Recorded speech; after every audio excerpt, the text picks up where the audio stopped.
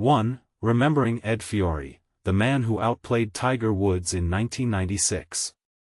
2. Ed Fiori, the golfer who denied Tiger Woods his first 54-hole lead victory. 3. Remembering Ed Fiori, the journey of a PGA Tour legend. 1. Remembering Ed Fiori, the man who outplayed Tiger Woods in 1996. Ed Fiori, the golfer famously known for his dramatic chase of a young Tiger Woods in 1996, has passed away at the age of 72.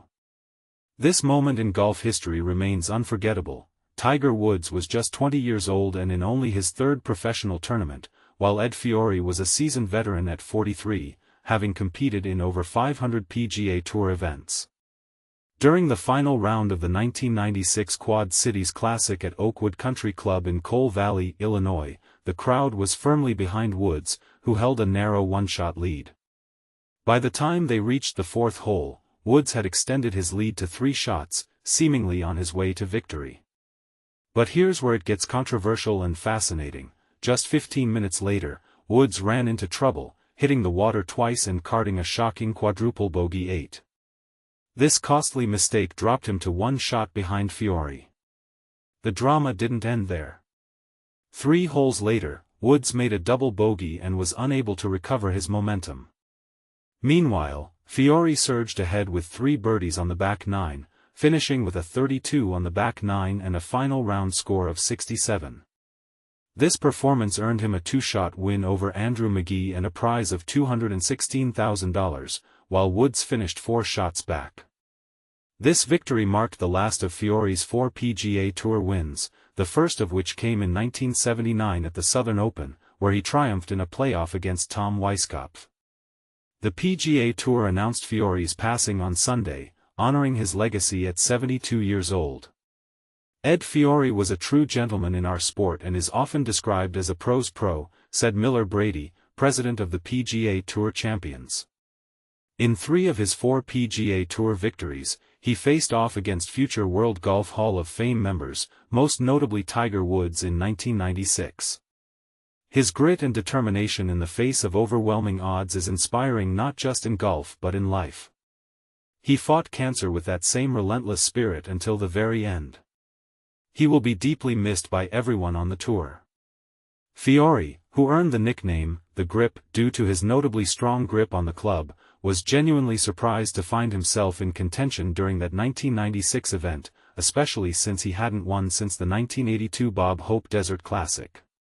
He was paired with the sport's rising star, Woods, for both weekend rounds.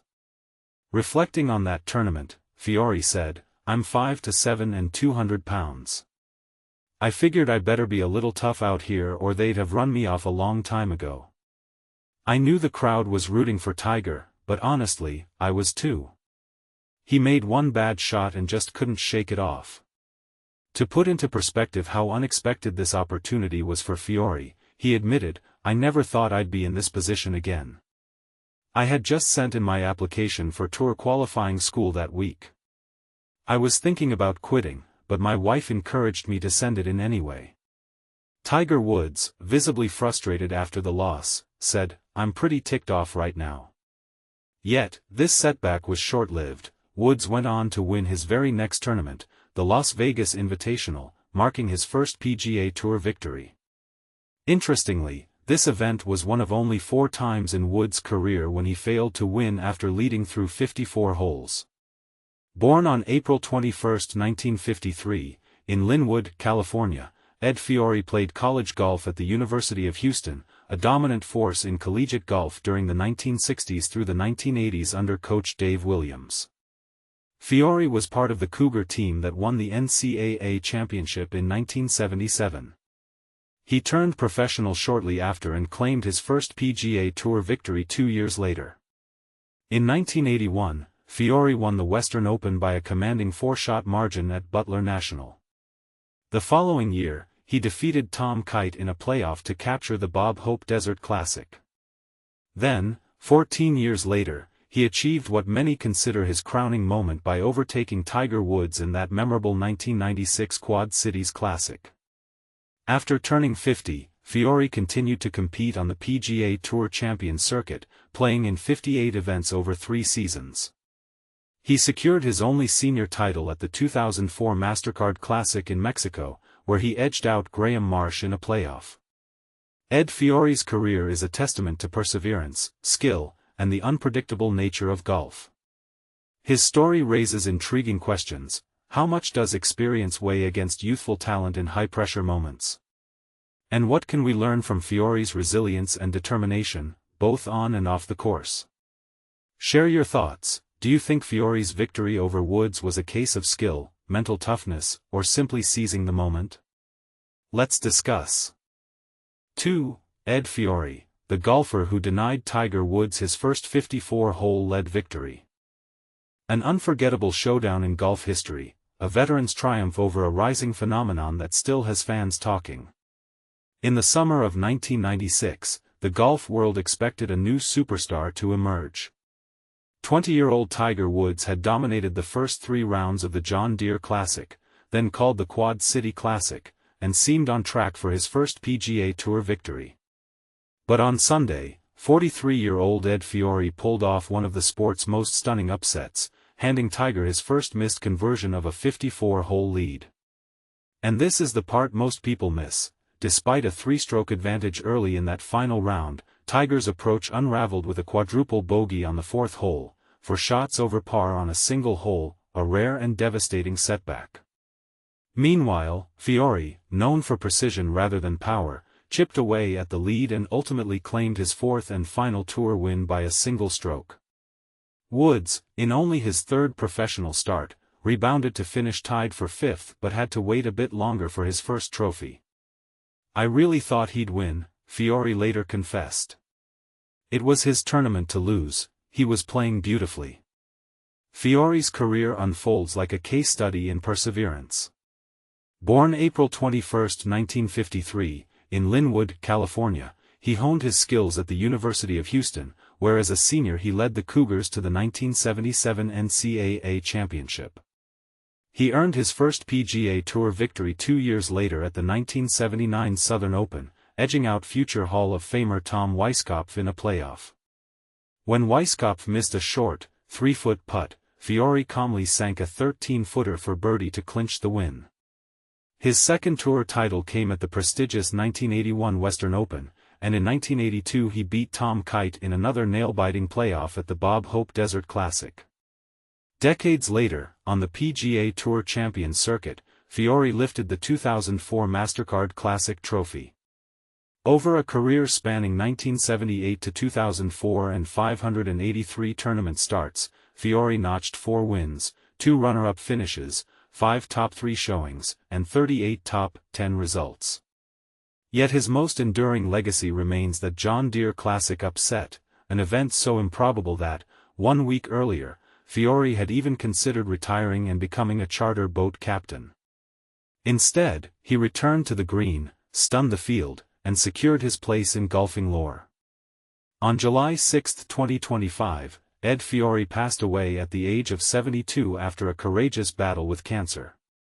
Miller Brady, president of PGA Tour Champions, remembered him as a true gentleman and a pro's pro, praising his unwavering determination both on the course and in his final fight.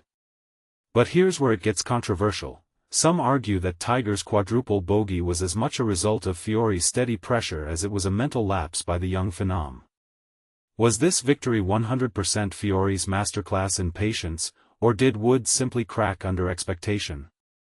Do you believe experience will always prevail over youthful talent in pressure-packed moments? Share your thoughts, agree or disagree, and let's get the debate started. 3. Remembering Ed Fiori, the journey of a PGA Tour legend. In a defining moment for the world of golf, we say goodbye to a true competitor and gentleman. 4-time PGA Tour champion Ed Fiori passed away at the age of 72, leaving behind a legacy of perseverance and sportsmanship. In 1996 at the Quad City Classic, later known as the John Deere Classic, in Coal Valley, Illinois, a young Tiger Woods was making waves in only his 3rd professional tour event. While the spotlight shone brightly on the 20-year-old prodigy, the 43-year-old Fiori, already boasting more than 500 tour starts, was fighting his own battle through a challenging season. After enduring 5 missed cuts before finally recording a tie for 38th at the Honda Classic, followed by 4 more missed cuts, a withdrawal, and a best finish of a tie for 21st at the Texas Children's Houston Open, Fiori's season had been far from smooth. Yet, it was during that memorable week at Oakwood Country Club that the stage was set for a dramatic duel. With packed stands overwhelmingly focused on the rising star from Stanford, Fiori entered the final round just a single stroke behind Woods. Drawing from years of experience, he wisely decided not to get distracted by Tiger's notably longer tee shots, typically 75 to 80 yards further down the fairway, and instead concentrated fully on his own play. The round began in the expected manner. Fiori bogeyed the first hole while Woods, capitalizing on his brisk play, birdied the second to extend his lead to 3 shots. This was when the unexpected happened.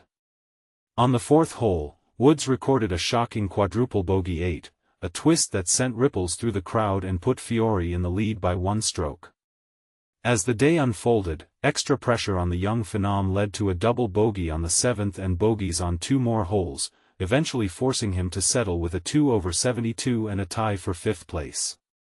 Reflecting on the intense experience, Fiori later explained, "You kind of root your playing partner on, he roots for you, and maybe you can feed off each other and keep it going." This simple yet insightful observation captured the spirit of mutual encouragement that helped elevate his game during that pivotal round. Taking full advantage of Woods' missteps, Fiori regrouped with 5 decisive birdies after his early bogey, playing the final 17 holes at 4 under par to edge past competitors like Steve Jones and the hard-charging Andrew Magee by 2 shots. This victory would mark the final win of his illustrious PGA Tour career. Even though his major triumphs on the PGA Tour concluded with that win, Fiori's competitive spirit endured as he later captured a title on the PGA Tour Champions at the 2004 MasterCard Classic in Mexico, defeating Graham Marsh in a playoff. Affectionately nicknamed the Grip because of the powerful way he held his club, Fiori's impact on the game extended far beyond his 4 tour victories.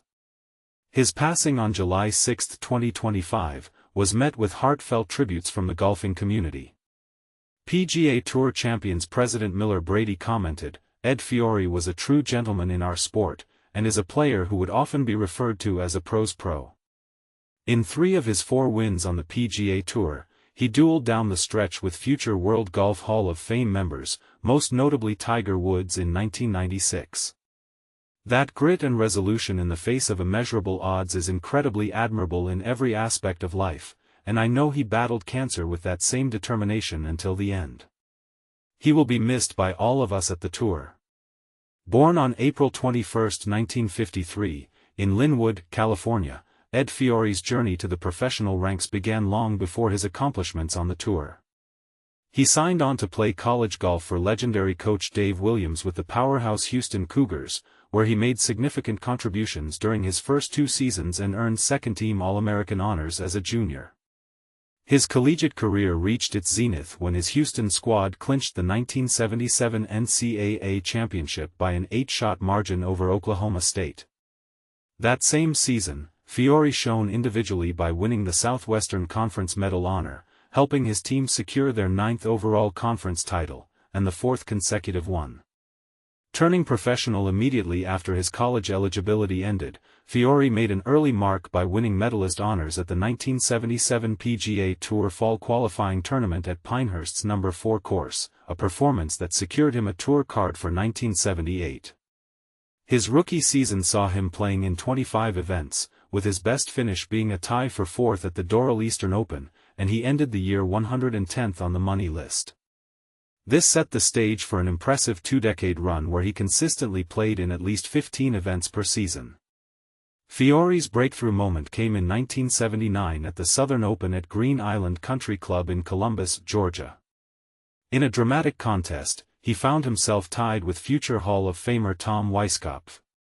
Convinced he had lost when Weiskopf missed a crucial 3-foot putt on the first playoff hole, Fiori was stunned to see Weiskopf falter again. On the second extra hole, he sank a 13-foot birdie putt to claim his first PGA Tour victory. "I'm just still numb. "I thought I had lost the tournament right there," he later recalled with disbelief.